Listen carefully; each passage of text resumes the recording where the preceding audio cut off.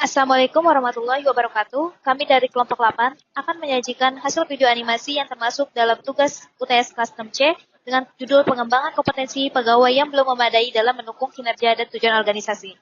Saya, Mas Safa Amanda dengan NIM akhir 150 dan dua teman saya, Meisha Nabila dengan NIM akhir 149 dan Maulidia Kusuma Ayuardini dengan NIM akhir 074. Mata kuliah internal audit dilatar belakangi peningkatan kebutuhan organisasi terhadap fungsi pengawasan internal yang efektif, guna memastikan tercapainya tujuan bisnis, kepatuhan terhadap regulasi, dan pengelolaan risiko. Dalam lingkungan bisnis yang semakin kompleks dan dinamis, peran audit internal tidak hanya terbatas pada aktivitas pemeriksaan, tetapi juga sebagai mitra strategis dalam meningkatkan tata kelola, good corporate governance, manajemen risiko, dan return. Tujuan dari mata kuliah ini adalah untuk membekali mahasiswa dengan pemahaman konseptual dan keterampilan praktis terkait fungsi audit internal. Mahasiswa diharapkan mampu memahami peran dan tanggung jawab auditor internal, mengidentifikasi risiko organisasi, mengevaluasi sistem pengendalian internal, serta menyusun rekomendasi yang bernilai tambah bagi manajemen. Ruang lingkup teori yang dipelajari mencakup konsep dasar audit internal, standar profesional audit internal, kerangka kerja pengendalian internal seperti COSO framework, manajemen risiko berbasis enterprise risk management, teknik dan prosedur audit, audit berbasis risiko, risk-based audit, audit operasional, audit kepatuhan, serta penggunaan teknologi dalam audit, audit berbantuan komputer. Selain itu, mahasiswa juga mempelajari etika profesi auditor, komunikasi hasil audit, serta penyusunan laporan audit yang efektif. Setelah menguasai teori dalam mata kuliah internal audit, mahasiswa diharapkan dapat merancang dan melaksanakan proses audit internal secara sistematis dan profesional. Outcome harapannya yaitu analisa dalam evaluasi efektivitas pengendalian internal, keterampilan dalam identifikasi dan menilai risiko, serta kompetensi dalam memberikan rekomendasi strategis yang meningkatkan efisiensi, efektivitas, dan kepatuhan organisasi. Mahasiswa diharapkan siap berkontribusi sebagai calon auditor internal kompeten dan berintegritas di berbagai sektor industri. Pengembangan kompetensi pegawai merupakan faktor penting dalam mendukung peningkatan kinerja dan pencapaian tujuan organisasi. Namun, masih terdapat berbagai organisasi yang menghadapi permasalahan kompetensi pegawai yang belum memadai, baik dari aspek pengetahuan, keterampilan, maupun kemampuan beradaptasi terhadap perkembangan teknologi dan tuntutan pekerjaan.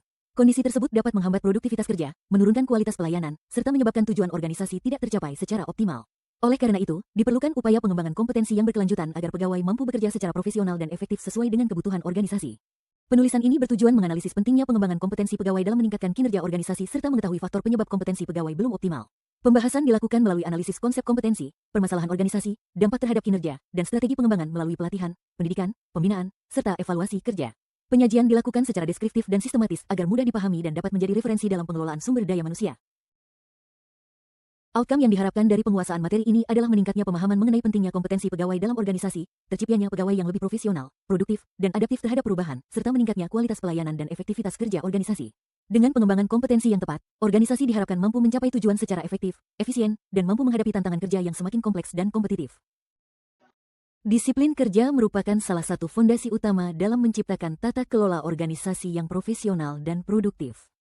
Untuk memastikan efektivitas pengelolaan sumber daya manusia, dilakukan audit internal terhadap tingkat kedisiplinan pegawai. Proses audit dilakukan melalui pemeriksaan data absensi, observasi aktivitas kerja, dan evaluasi kepatuhan terhadap jam kerja. Hasil audit menunjukkan masih rendahnya tingkat disiplin pegawai, khususnya dalam ketepatan waktu kehadiran. Selain keterlambatan, ditemukan pula rendahnya kepatuhan terhadap aturan dan jam kerja yang telah ditetapkan organisasi. Kondisi tersebut berdampak pada menurunnya produktivitas kerja serta terhambatnya pelayanan organisasi.